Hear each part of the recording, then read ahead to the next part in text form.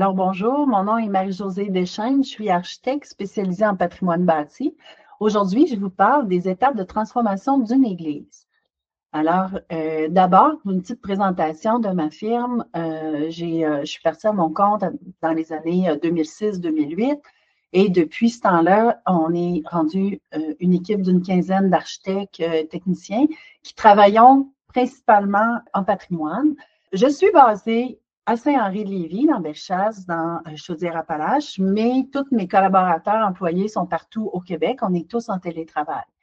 Notre travail principal est de travailler à différents aspects de projets de patrimoine, mais on fait beaucoup de ce qu'on appelle d'audits techniques, donc des carnets de santé de bâtiments anciens, parce que c'est à partir de ces documents-là, souvent, qu'un projet de transformation d'une église, de d'autres bâtiments aussi, mais d'une église particulièrement, débute. On fait de la charge de projet aussi pour aider nos clients à réaliser leurs projets. Et on travaille sur de la restauration de bâtiments anciens, donc maçonnerie, ferblanterie, peinture, bardeaux de cèdre et tout ça. On fait environ une vingtaine de chantiers par année. Ma présentation va se découper en 4 parties. Aspect d'un projet de transformation, je vais vous donner quelques petites notions de base importantes à connaître là, quand on travaille dans le patrimoine bâti. Je vais vous expliquer les étapes d'un projet de transformation, mais surtout au niveau de l'avant-projet. On va parler un petit peu de financement de programmes gouvernementaux et puis je vais finir par les étapes de réalisation d'un projet de construction. Il faut d'abord glisser un mot sur le concept, ce qu'on appelle le concept élargi de patrimoine. C'est important de comprendre pourquoi une église est si importante dans tous nos milieux au Québec. C'est que souvent, l'église est située au cœur d'un village et constitue l'élément distinctif, identitaire d'une communauté. Donc, urbanistiquement, l'église est située souvent au centre du village. Elle est entourée d'autres usages comme un presbytère, des fois un couvent, un cimetière, un parc. Et tout ça, souvent, définit ce qu'on appelle l'îlot institutionnel d'une communauté. Donc, c'est quand on s'attaque, en guillemets, à un projet d'église, on doit se poser ce genre de questions-là sur qu'est-ce qu'on fait avec le centre de notre village. Pour intervenir sur un bâtiment ancien, un bâtiment patrimonial, c'est important de bien le connaître. Donc, on a souvent besoin de l'historique du bâtiment, des photos anciennes pour savoir si le bâtiment a été transformé à travers le temps. On cherche souvent, on a besoin de plans anciens et c'est pas toujours facile d'avoir des plans d'église. Pour travailler un projet, ça prend ces informations-là. Quand on travaille sur un bâtiment patrimonial, il y a des principes à respecter. Il faut comprendre que mondialement, là, ce qui est reconnu actuellement, c'est la théorie critique. Je ne veux pas rentrer dans le détail, mais il faut comprendre que de cette théorie-là, il y a certains principes qu'il faut toujours avoir en tête. On essaie de préserver le plus possible l'authenticité des composantes d'un bâtiment. Évidemment, quand il y a des problèmes dans un bâtiment, on essaie de favoriser son entretien. Ça, c'est un grand enjeu. On essaie toujours de respecter l'unité d'ensemble du bâtiment. C'est quand même difficile, là, où est-ce qu'on met les toilettes, les vestiaires, tout ça. On essaie de ne pas briser le décor intérieur et des fois, on intervient à l'extérieur, donc l'aspect extérieur aussi du bâtiment. On essaie toujours de favoriser ce qu'on appelle les interventions qui sont réversibles. Un projet de transformation de l'Église a son aspect évidemment patrimonial, mais il y a un aspect aussi communautaire. L'Église étant située au cœur d'une communauté vraiment physiquement, le projet doit être avalisé par cette communauté-là. Ce projet-là, il est fait pour les 40, 50 prochaines années. Donc, il faut que la communauté soit, dans les temps opportuns, informée, des fois convoquée à demander c'est quoi vos idées, vraiment solliciter. Il y a aussi un aspect légal, disons un volet légal, mais il y a plusieurs aspects. Il faut comprendre qu'un projet de construction, donc une transformation d'église étant d'abord un projet de construction, il y a des règles à respecter. Sans toutes les nommer, il faut comprendre qu'on agit dans un cadre légal où on doit respecter les règles municipales, donc règlement d'urbanisme, les règles environnementales, le Code de construction du Québec. Dans ce Code de construction-là, il y a des aspects au niveau pas juste de l'architecture, il y a les accès universels, la salubrité, les toilettes. Il y a les codes au niveau de la structure. Donc, la structure, il y a des éléments à respecter. Il y a au niveau de la mécanique électrique, tout ça. Donc, tous ces éléments-là, en plus de l'urbanisme, là, les droits acquis, les distances à respecter si on veut agrandir des bâtiments. Et c'est pour ça que ces projets-là sont compliqués. Tu sais, les communautés doivent s'adjoindre les services de professionnels pour les aider à avancer dans les projets. Un autre aspect qui est fondamental et qui est souvent névralgique pour les projets de transformation d'église, c'est l'aspect financier. Moi, je travaille partout au Québec, donc je parle pas nécessairement des grands centres urbains. Ça, des fois, il y a d'autres dynamiques. Mais dans les communautés partout au Québec où il y a 1000 personnes, 1500, on sait que ces projets-là ont un poids financier sur la fiscalité municipale. Et donc, les communautés, que ce soit les municipalités ou des organismes, un OBNL local, doivent absolument faire des démarches pour trouver du financement public pour les aider à faire le projet. L'architecte, qui est le maître d'œuvre de ce type de projet, il doit jongler, si on pourrait dire, avec plusieurs contraintes, dont la capacité de payer du client, les besoins de la communauté. Donc, qu'est-ce qu'on met dans ce bâtiment-là qu'on veut transformer pour le préserver, évidemment, vous aurez compris. Les échéanciers de réalisation que les gens veulent respecter, les normes et lois, je vous en ai parlé, et aussi les performances techniques, c'est-à-dire que des fois, on se dit, ben, on travaille dans une église, mais on voudrait améliorer l'efficacité énergétique de l'enveloppe. Donc, tous ces éléments sont des contraintes et l'architecte, avec tous les professionnels qui l'entourent, doit essayer de créer un projet qui va être le plus optimal possible pour la communauté. Alors ça, c'est vraiment ce qu'on appelle dans notre langage à nous d'architectes, un processus de design. Des fois, au Québec, un peu tout le monde dit, ah, tu sais, moi, je ferais ça de même, moi, je ferais ça comme ça. C'est quand même tout un métier puis une profession qui est quand même complexe, la profession d'architecte. Et donc, et souvent, nous, quand on fait les projets, on n'est pas juste une tête, là, on est 3, 4, là, sinon plus, à réfléchir à une même problématique. Donc, tout ça pour dire que c'est normal des fois de trouver que les projets sont compliqués. Alors voilà. Si je passe à la deuxième partie de la présentation, qui sont les étapes d'un projet de transformation. Alors, la première étape, c'est que le propriétaire, que ce soit la fabrique ou la municipalité, ils doivent faire disons, un carnet de santé, un audit technique pour expliquer c'est quoi l'état du bâtiment. En général, au Québec, ce que j'ai vu de mon expérience depuis une quinzaine d'années et plus, c'est que les églises sont généralement en bon état, mais méritent d'avoir plein d'interventions sur la restauration des fenêtres. Des fois, ça fait 40, 50, 60 ans que les fenêtres n'ont pas été peintes. Des fois, ça coule, donc les toitures doivent être refaites et tout ça. Et c'est quand même assez rare de trouver un bâtiment dont l'état impose, entre guillemets, une démolition. Je le dis parce que c'est le constat que je fais. Mais restaurer, entretenir une église, ça coûte très cher. Donc, souvent, les gens font le saut quand on leur dit combien coûterait l'entretien recommandé pour leur église, mais on leur dit, ben, il y a du très court terme. Souvent, quand il y a des éléments qui sont dangereux, c'est 0 à 1 an, on dit là, il faut agir. Du moyen terme, 1 an, 5 ans. Donc, ça, c'est à prévoir tout de suite, mais à faire d'ici à peu près 5 ans. Puis, du long terme, ce qui est recommandé.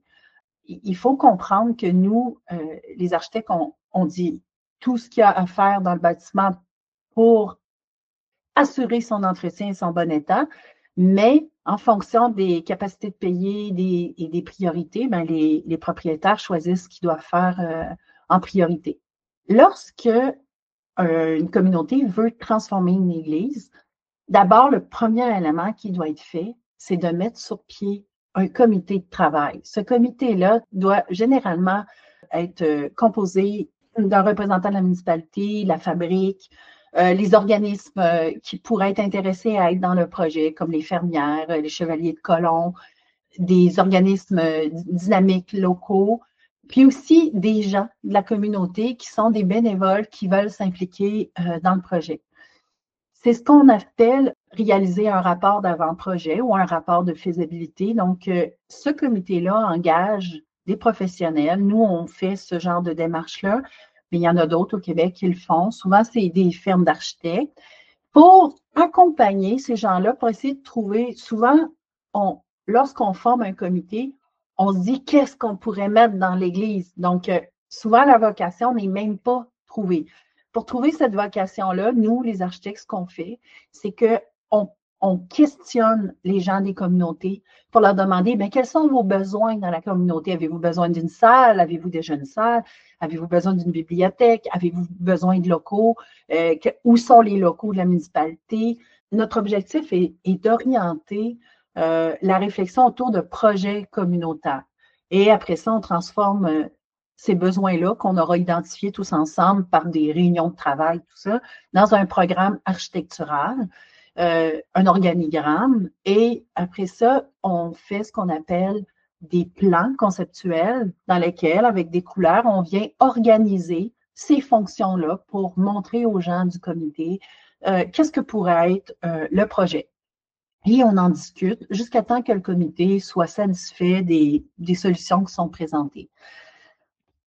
Évidemment, suite à ça, on établit un budget de projet. On fait toujours une étude de conformité aussi. Généralement, avec ces rapports-là qui sont émis, les communautés peuvent aller chercher du financement. Des fois, quand les projets sont plus complexes, là, on fait ce qu'on appelle un programme fonctionnel technique. Qu'est-ce que c'est? Ce qu'on appelle communément un PFT. C'est une étude d'avant-projet, mais dans laquelle il y a assurément des ingénieurs en structure, en mécanique électrique, des fois en protection incendie, qui viennent accompagner les firmes d'architectes pour venir pousser encore plus la réflexion du projet. Et on détermine pour chacun des locaux du projet vraiment des besoins beaucoup plus définis. On pousse les budgets, la conception des budgets, l'étude de conformité, tout ça. Et suite à ça, bien là, les communautés peuvent vraiment attacher le financement du projet. Sans aller dans le détail au niveau du financement, c'est mon troisième point, il existe au Québec des programmes de subvention qui sont majoritairement pilotés, je dirais, par deux grands ministères. Le ministère de la Culture avec le Conseil du patrimoine religieux et le ministère des Affaires municipales. Ça veut dire que si une église est acquise par une municipalité, ça ouvre tout un champ de programmes de subvention auquel, mettons, un OBNL n'aurait pas nécessairement accès et surtout pas une fabrique parce que au Québec, tantôt je vous parlais du cadre légal, j'ai omis de vous parler de la loi de la laïcité, mais depuis 2021, il y a une loi au Québec qui dit que, bon, quand il y a de l'argent gouvernemental, tout ça, il y a des principes à respecter au niveau de la laïcité. Évidemment, comme on est dans une église, hein, ce qui est cultuel, donc ça devient un élément de complexité qu'il faut vraiment travailler. Puis des fois, on a besoin d'avocats, de notaires pour nous aider à gérer tout ça. Suite à ça, quand le projet de transformation a satisfait la communauté, évidemment, il faut qu'il y ait une acquisition, un achat de l'Église pour continuer le projet. Alors, à ce moment-là, la municipalité doit négocier avec le diocèse, la fabrique, pour acheter l'Église et il doit s'adjoindre les services de notaire, avocat pour s'assurer que tout est fait dans les règles de l'art. Pour construire, pour transformer un bâtiment, il faut en être propriétaire.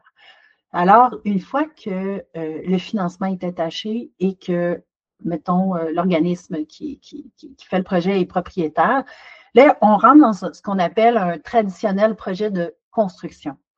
La première chose qu'il faut faire, c'est d'aller en appel d'offres pour engager des professionnels. Comme ce sont les projets de transformation d'église, des projets de plusieurs millions généralement, les honoraires professionnels dépassent un certain seuil qui oblige d'aller en appel d'offres public sur SEAO, qui est un système électronique d'appel d'offres du gouvernement. Cette obligation-là vient du fait que souvent, dans les projets de transformation d'église, il y a de l'argent gouvernemental. Donc, il faut respecter ces règles-là. Puis même les municipalités ont leurs propres exigences.